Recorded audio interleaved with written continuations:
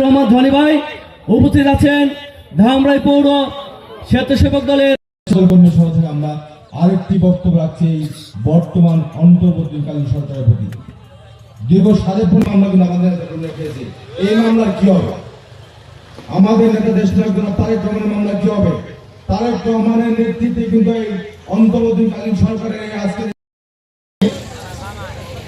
সাবেক ছাত্র দলের জাহাঙ্গীরনগর বিশ্ববিদ্যালয়ের সাবেক ছাত্র দলের ধামরাই পৌর স্বেচ্ছাসেবক দলের সংগ্রামী আহ্বায়ক শ্রদ্ধেয় বড় ভাই মাসুম আহমেদ ভাই তার ছাত্র রাজনীতি থেকে শুরু করে আজকে সে নিয়ে নাজমুল হাসান অভির হাতকে শক্তিশালী করব এবং আমাদের নেতা দেশনায়ক তারেক রহমানকে অন্তত এটুকু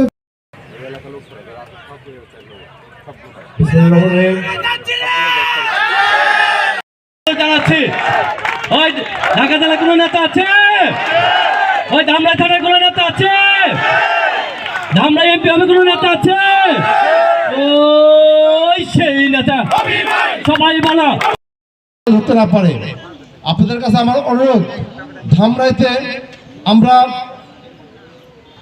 আমাদের নেতার নাজমুল হাসানের নেতৃত্বে আহমেদ ভাইকে সংগ্রামী নেতৃবৃন্দ এ পর্যায়ে বক্তব্য রাখবেন জাহাঙ্গীরনগর বিশ্ববিদ্যালয়ের সাবেক সাধারণ সম্পাদক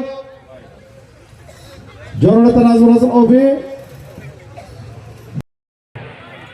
এই সানোরা ইউনিয়ন স্বেচ্ছাসেবক দলের এই প্রোগ্রাম আয়োজন করার পেছনে যে সেটি কাজ করেছে আমাদের আজকের এই কর্মী সভা 2025 অনুষ্ঠানের সভাপতিত্ব করছেন ধামরাই থানা স্বেচ্ছাসেবক দলের সংগ্রামী আহ্বায়ক সাবেক ছাত্রনেতা আব্দুল মান্নান ফিরোজ।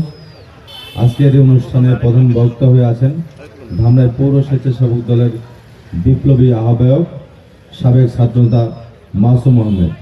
আজকের অনুষ্ঠান সঞ্চালনা আছেন ধামরাই পৌর স্বেচ্ছাসেবক দলের বিপ্লবী সদস্য সচিব, ঢাকা জেলা ছাত্র দলের সাবেক বিপ্লবী যুগ্ম সম্পাদক, ধামরাই সরকারি বিশ্ববিদ্যালয় কলেজ ছাত্র দল থেকে বেড়ে ওঠা নেতৃত্ব রাশিদুল ইসলাম রাজু সহ এই সানোরা ইউনিয়ন স্বেচ্ছাসেবক দলের এই প্রোগ্রাম আয়োজন করার পেছনে যে সেটি কাজ করেছে আমাদের অত্যন্ত কাছে ছোট শাহিন সহ এখানে যারা আছে